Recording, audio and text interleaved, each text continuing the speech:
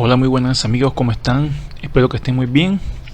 Sean bienvenidos a otro nuevo video de su canal El Penalista. Hoy vamos a continuar con nuestra serie de volviendo a explicar todos los esquemas o las escuelas más importantes del delito. Y en esta oportunidad nos toca hablar del esquema neoclásico del delito, que es el que viene después del clásico. Algo que parece muy lógico.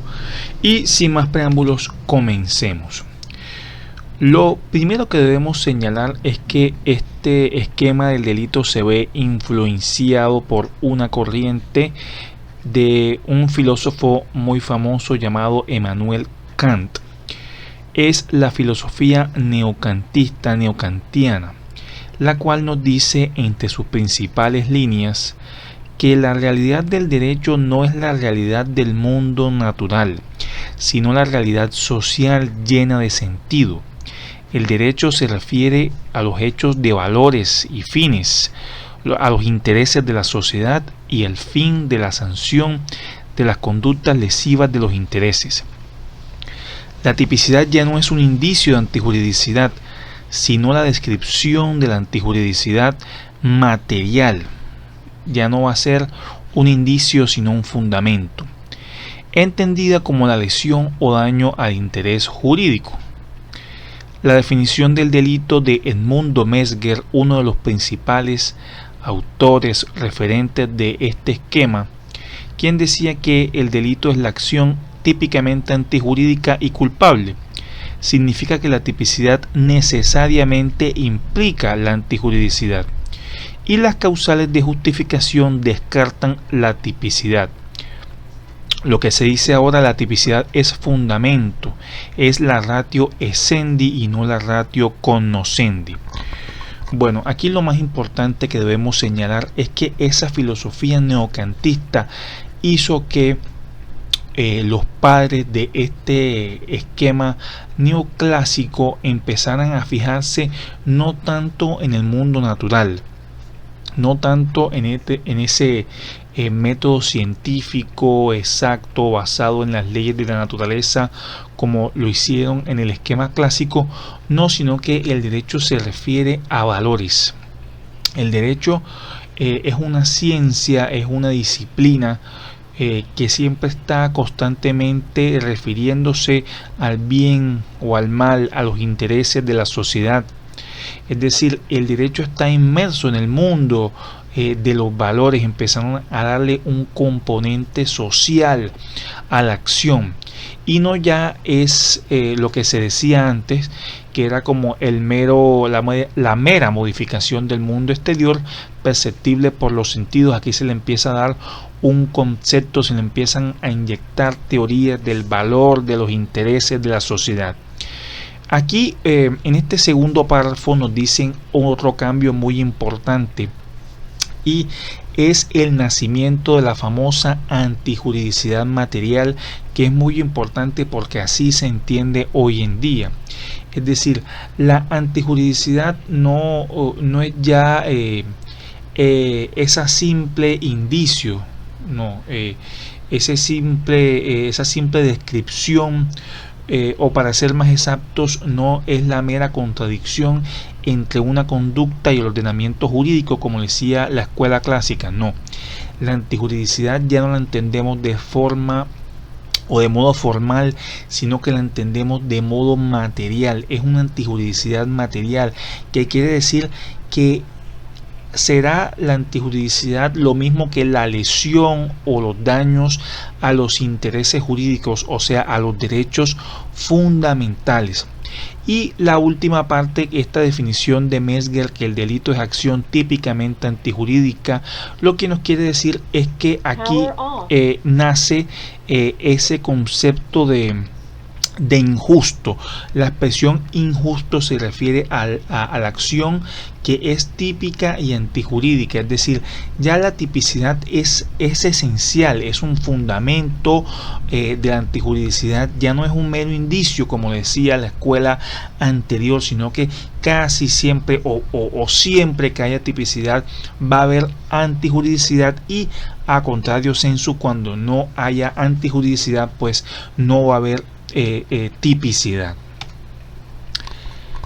El primer elemento, como ya lo dijimos, que se vio muy influenciado fue el concepto social, que nace en este esquema. Antes recordemos que se llamaba el concepto causal, ¿no? Modificación del mundo exterior. Aquí vamos a hablar de este nuevo concepto mucho más moderno, porque le inyecta esas teorías de valor, que es el llamado concepto social. Se vio influido por la doctrina del neocantismo, como ya lo dijimos, de que el mundo del derecho no es el mundo de la naturaleza o la simple causalidad, no. El derecho debe entenderse como un regulador de comportamientos humanos y necesita módulos de valoración. Fíjense qué importante estos señalamientos, estos comentarios que nos traen mucho al derecho moderno. El concepto de acción se vio modificado. Ya no se trataba de la modificación del mundo exterior perceptible por los sentidos, sino que se le agregaron elementos normativos o valorativos para mejorar el concepto en virtud de la figura de omisión. La acción entonces es un comportamiento socialmente relevante, ojo con eso. Ya no es esa modificación del mundo exterior, la acción es un comportamiento socialmente relevante. Se introduce en la determinación de la acción el factor social, no obstante, sigue siendo objetiva, una mera voluntariedad, porque los subjetivos siguen la culpabilidad. Vamos a acotar los últimos dos párrafos. El párrafo segundo nos habla ya del concepto de acción, que se vio modificado, y al final nos habla de que se le agregaron unos elementos normativos, que es lo mismo que valorativos, en virtud de la omisión. ¿Qué quiere decir esto? Bueno, que la omisión no puede explicarse en concepto causal. Es decir, la omisión no puede explicarse desde el punto de vista naturalístico. No es como lo intentaron hacer la escuela clásica, que decían que la omisión es como ese estado de inervación de los músculos. No podemos explicarlo con ese concepto naturalístico. La omisión solo se puede entender integralmente desde el punto de vista normativo, valorativo. Omisión no es tener el cuerpo quieto desde el punto de vista de la biología. Omisión es no hacer lo que debías hacer según las normas. Luego entonces la tipicidad, la acción también, no solamente la omisión sino la acción. Por eso se propuso que ambos conceptos, la acción y la omisión, se englobaran en un concepto mayor llamado comportamiento. Pero más allá de esta formalidad, debemos decir que tanto la acción como la omisión están rodeados de elementos valorativos. Luego entonces, como la acción se ve descrita en la tipicidad, esos elementos normativos están en la tipicidad. Entonces la tipicidad no es 100% objetiva, como decía la escuela clásica. No, la tipicidad va a tener unos elementos valorativos, unos elementos normativos que el operador jurídico, que el juez, va a analizar desde el punto de vista de la cultura, desde el punto de vista de lo social, desde el punto de vista del derecho, etcétera. Y el tercer párrafo, que bueno, es muy importante: la acción es un comportamiento socialmente relevante, pero sigue siendo voluntariedad. ¿Por qué? Porque el esquema neoclásico sigue haciendo esa división de los dos grandes bloques que hablamos en el video del causalismo clásico. Pero aquí sí, el estudio de la subjetividad todavía será en la culpabilidad, pero aceptamos que la tipicidad tiene ciertos elementos normativos. Si me hago entender, pero sigue siendo todavía un concepto que es un concepto objetivo o prevalentemente objetivo. Ahora, este segundo elemento que vamos a explicar, esta primera categoría dogmática del delito, llamada la tipicidad, ¿cómo cambió, cómo varió? Bueno, aquí la tipicidad se va a decir que es prevalentemente objetiva. Se afirmaba que si el tipo es la descripción de lo que se considera socialmente dañoso, en aquellos casos donde lo que sea dañoso depende de determinados elementos subjetivos, estos deben quedar incluidos en el tipo. No es cierto que la tipicidad sea objetiva y que en la misma no se hagan valoraciones. Menger en 1926 crea su teoría de los elementos subjetivos del tipo. Los tipos pueden dar relevancia a componentes subjetivos de la conducta, ánimo del autor, conocimientos especiales, elementos subjetivos del tipo. En conclusión, el tipo puede tener elementos subjetivos y también normativos. ¿Qué nos quiere decir esto? Bueno, que la tipicidad no es totalmente objetiva, como decían los clásicos, sino que los neoclásicos van a decir, sí, la tipicidad, esa descripción de la conducta, es prevalentemente objetiva, es decir, es objetiva pero no del todo. ¿Por qué? Porque, como ya lo dijimos antes, habrán partes donde habrán que analizarse unos cientos elementos normativos, cientos elementos de valores, de deberes, que están incluidos también en la tipicidad. Es lo que se llama el nacimiento de los elementos valorativos del tipo. Y también será necesario que, para comprender totalmente algunas conductas delictivas, tengamos que analizar el elemento subjetivo, pero no en su integridad, sino pequeñas porciones del ánimo del autor, es decir, aquellas partecitas del ánimo que debemos interpretar para darle sentido. Es decir, no podemos entender los delitos sexuales, por ejemplo, sin el ánimo libidinoso del autor. No podemos entender el delito de injuria sin el ánimo o la intención de injuriar del autor. No podemos entender el delito de hurto sin el ánimo de lucro, por ejemplo. Entonces sí, es prevalentemente objetiva la tipicidad. Lo subjetivo lo voy a analizar todavía en la culpabilidad, pero también están presentes en la tipicidad ciertos elementos de ánimo, ciertos elementos subjetivos. Entonces, la tipicidad van a nacer elementos subjetivos y elementos normativos a partir de este esquema que van modificando esa primera categoría del delito. Ahora, la segunda categoría, que es la antijuridicidad, aquí la primera frase, y que es muy importante, que le da fundamento a todo. La antijuridicidad deja de entenderse como una relación objetiva de contradicción entre un comportamiento y una norma jurídica y pasa a ser un injusto material, dañosidad social a lesión de intereses jurídicos, lesión que a veces depende de la dirección subjetiva de la voluntad. Y ojo que esto es muy importante, porque esto se aplica todavía hoy en día, es decir, la antijuridicidad debe interpretarse de forma material, sí, de forma formal, de modo formal también, pero lo más importante es de forma material, porque la antijuridicidad se entiende como una lesión a un derecho fundamental.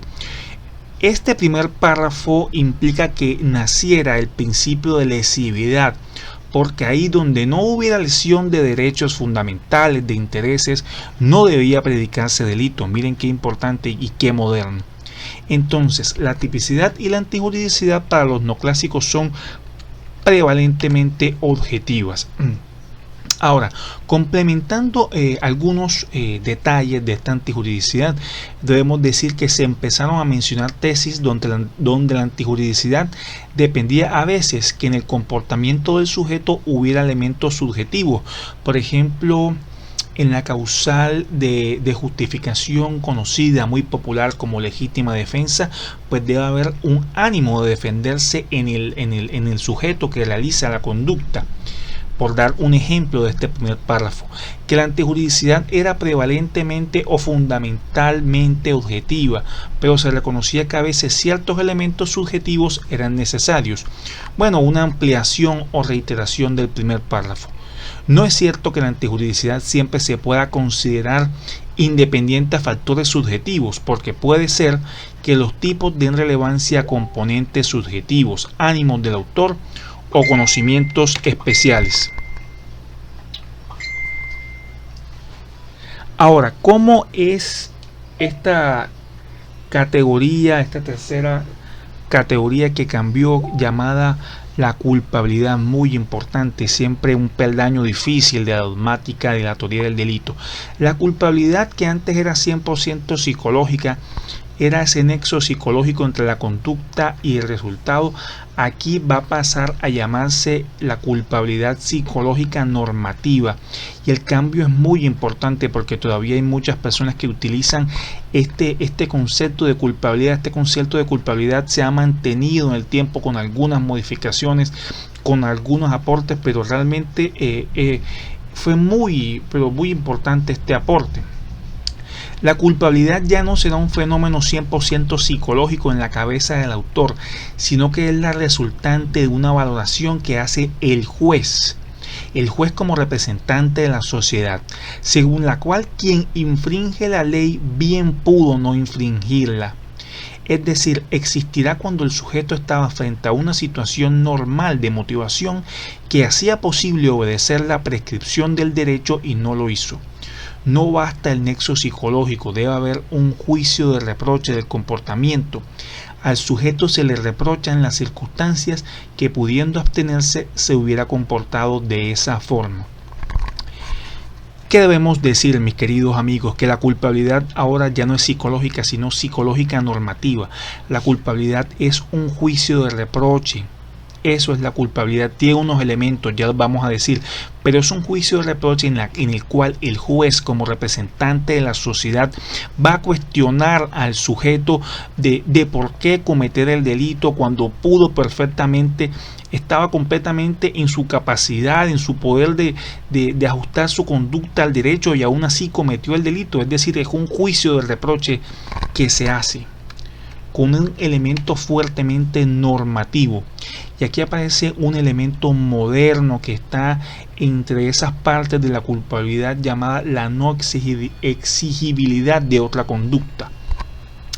Quiere decir que el sujeto, puesto en las condiciones en las que se había encontrado, no podía obedecer la norma, no había podido obrar de otra manera. En otras palabras, no se le podía exigir un comportamiento conforme a los mandatos del derecho.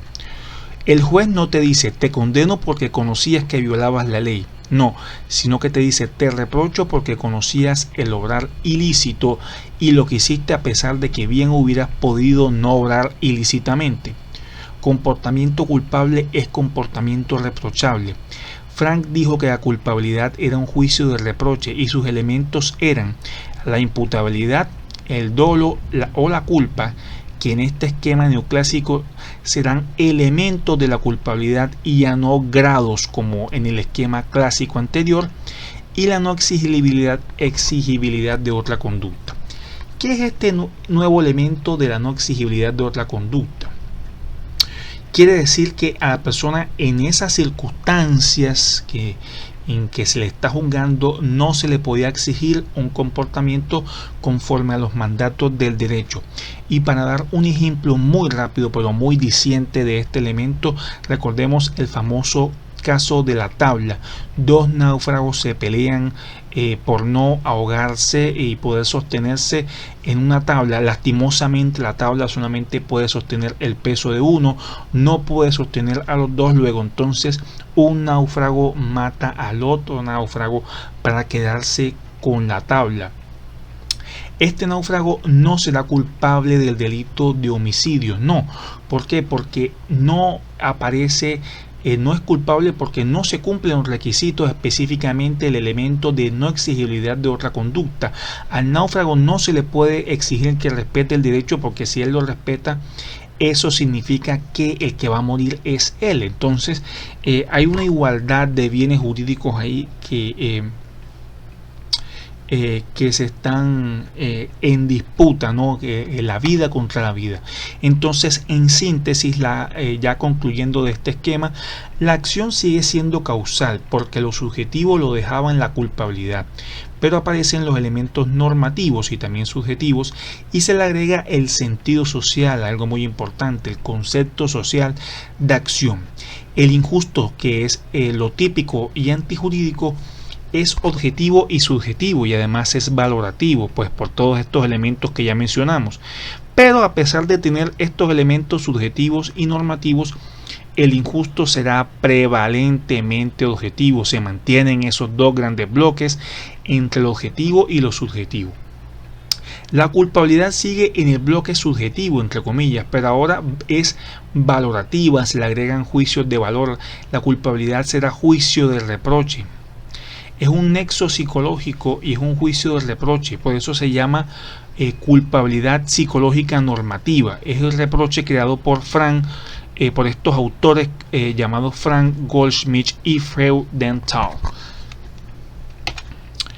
Bueno, aquí tenemos las fuentes en las que nos hemos apoyado para realizar esta nueva presentación. Y por supuesto hasta aquí llegamos con el video para que no se haga muy largo. Gracias por tu atención. Si te gustó, like y suscríbete para más información académica de calidad. Te mando un gran abrazo, espero que estés muy bien y nos vemos en la próxima.